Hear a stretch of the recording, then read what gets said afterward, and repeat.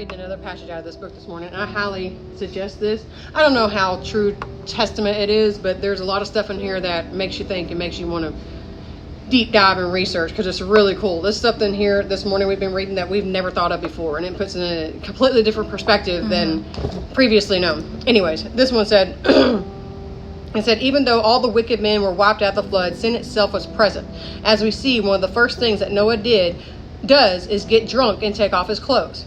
And it says, why do you think God chose not to wipe out sin completely and just start over?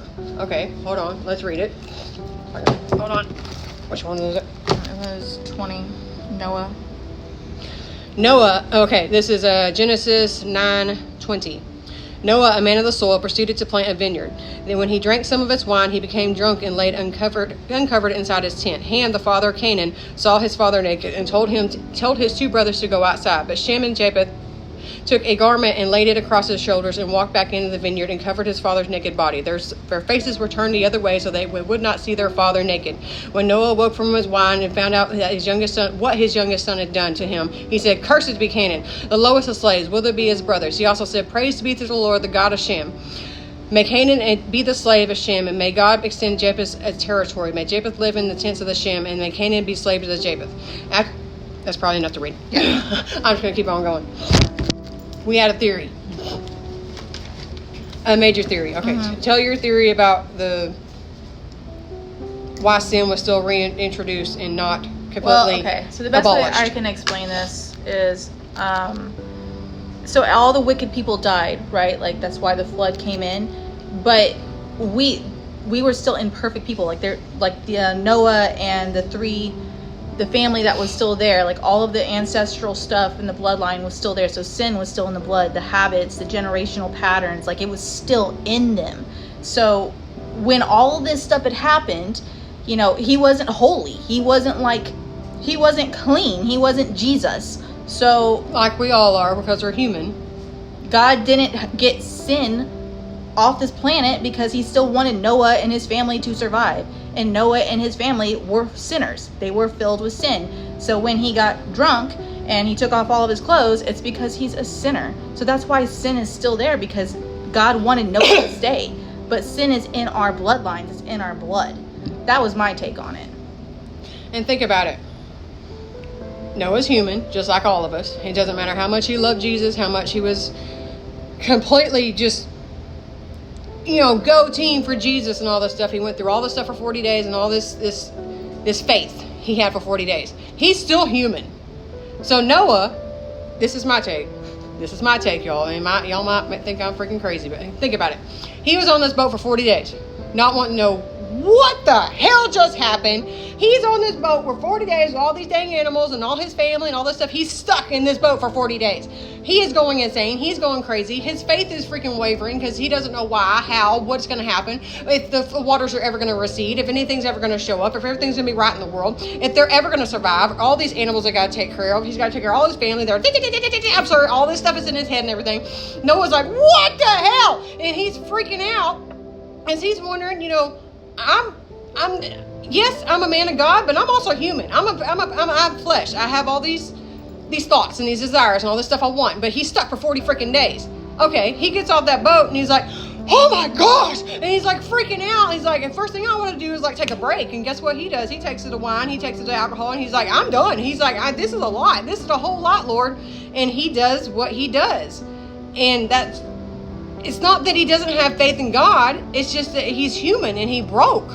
And he has a lot of inner turmoil wondering, what did he just go through? What just happened? What is God trying to tell me to do? Is my faith enough? I mean, all this stuff is probably going through this man's head, and us as humans, what do? We turn to outlets. We turn to things that we want to do that are going to, numb the mind, numb the soul, all the stuff. And I can see it. And it's a really cool testament to the human nature. Even though you still have all this faith in God, and you're doing all this stuff for God, you still mess up. You mess up. Noah himself, the man, Noah, messed up. He did what he did, but guess what? God still loved him. He did all that stupid stuff. He made a mockery of himself and all these things, but God still loved him, and he still knew he had the faith, but he is human nonetheless, and he messes up. And it's a really cool story. That's just my take on it. That's how I see it, because I know I've been through some stuff, and I know what I do. I can see it. 100%. Could you imagine being on a boat for 40 days Yeah. with all these yelling Animals. animals and your wife and your kids and could you imagine 40 days? So can you sit there and judge this man for what he did? Nope. I would 40 days. I've been a lot more than just sitting in my tent getting drunk. I probably done a whole lot more. So that's crazy. Even back in Old Testament, it shows the human need for release in some way, and not the right way, but yet you do it because that's what we do as humans. And there's somebody coming in. Mm-hmm. Okay, we're back. And that's just my account for it. I might be wrong. I'm just looking at it from the human perspective because we're all human. So I was just thinking that God already knew that Noah was going to sin because he knew that sin was going to stay, but he was okay with it because he still let the ark happen. Like he knew everything that was going to come afterwards, but he was still cool with it. Not cool, but he was understanding because he knew the impact. he knows all. Yeah, the impact that sin has over us from a fleshly level.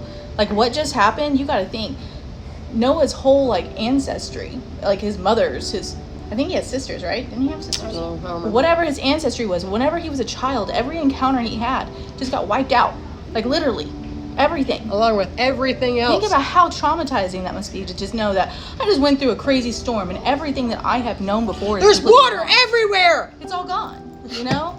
So to be in this state of what the heck just happened, and sin is still in your bloodline, like you're not Jesus.